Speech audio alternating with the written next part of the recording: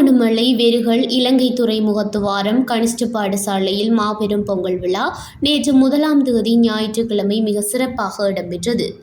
London முன்னாள் mayor Baba Suresh Krishna அவர்களின் அனுசரணையில் இப்பொங்கல் நிகழ்வு இடம்பெற்றது.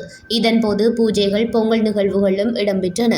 மேலும் பாடசாலை மாணவர்கள், ஆசிரியர்கள், தாய்மார்களுக்கிடையிலான விளையாட்டு நிகழ்வுகள், கலை நிகழ்வுகளும் இடம்பெற்றன. போட்டி நிகழ்ச்சிகளில் பங்கு பெற்றியோருக்கு இதன்போது பரிசில்களும் வழங்கி வைக்கப்பட்டன.